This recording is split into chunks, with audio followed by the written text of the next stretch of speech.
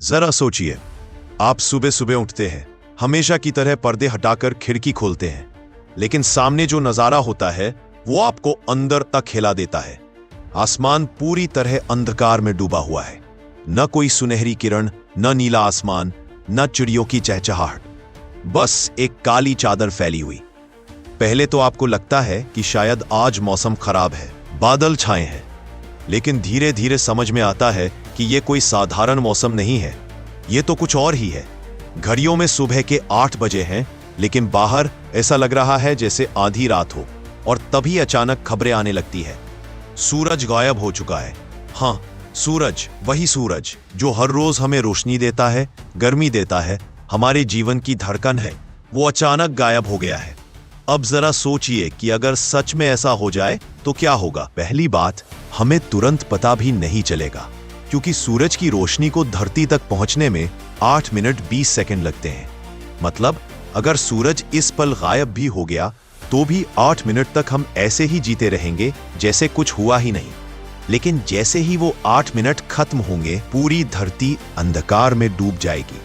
दोपहर के 12 बजे भी अचानक रात जैसा नजारा हो जाएगा। इंसान डर और घबराहट में इधर उधर भागने लगेगा। पहला दिन जैसे तैसे निकल जाएगा। लोग बिजली के बल्ब जलाकर काम करेंगे, सोचेंगे कि शायद ये कोई बड़ा खगोलीय चमत्कार है और जल्दी ही सूरज वापस आ जाएगा। लेकिन सूरज अब कभी नहीं लौटेगा। धीरे धीरे धरती ठंडी होने लगेगी। पहले दिन में ही औसत तापमान 5 से 10 डिग्री कम हो जाएगा। अगली सुबह तक ठंड और तेज हो जाएगी। पौधे जो सूरज की रोशनी पर निर्भर थे, फोटोसिंथेसिस करना बंद कर देंगे। खेतों में लगी फसलें सूखने लगेंगी। 1 हफ्ते के अंदर पूरी धरती का औसत तापमान 0 के करीब पहुंच जाएगा। झीलें और नदियां ऊपर से जमने लगेंगी। इंसान अभी भी जनरेटर और बिजली के सहारे जीने की कोशिश करेगा, लेकिन घबराहट बढ़ती जाएगी। खाने का संकट शुरू हो जाएगा, क्योंकि फसलें अब नहीं उगेंगी। 1 महीने के अंदर हालात और बिगड़ जाएंगे। धरती का औसत तापमान 40 डिग्री सेल्सियस तक पहुंच जाएगा। महासागरों की ऊपरी सतह जम जाएगी, लेकिन गहराई में अभी भी पानी लिक्विड रहेगा, क्योंकि धरती का कोर गर्म है। लेकिन इंसानों के लिए हालात बहुत कठिन हो जाएंगे। जो लोग भूमिगत बंकर्स या जियोथर्मल जगहों पर रह रहे होंगे, सिर्फ वही कुछ समय तक बच पाएंगे। 1 साल के अंदर तो पूरी धरती मोटी बर्फ की चादर से ढक जाएगी। हवा भी जमकर नीचे गिरने लगेगी। नाइट्रोजन और ऑक्सीजन सॉलिड हो जाएंगे, मतलब सांस लेना भी मुश्किल हो जाएगा। धरती अब एक बर्फीला ग्रह बन जाएगी। लेकिन कहानी यहीं खत्म नहीं होती। सूरज के ग्रेविटेशनल पुल के बिना धरती और बाकी ग्रह अपने ऑर्बिट से बाहर निकल जाएंगे। धीरे धीरे हमारा पूरा सौरमंडल बिखर जाएगा। धरती अकेली, ठंडी और अंधेरी होकर अंतरिक्ष में तैरती रहेगी। शायद लाखों साल बाद वो किसी और तारे के गुरुत्वाकर्षण में फंस जाए, या फिर हमेशा के लिए अंतरिक्ष में खो जाए। अब सवाल उठता है, क्या इंसान पूरी तरह खत्म हो जाएगा? शायद नहीं। इंसान जुगाड़ू प्रजाति है।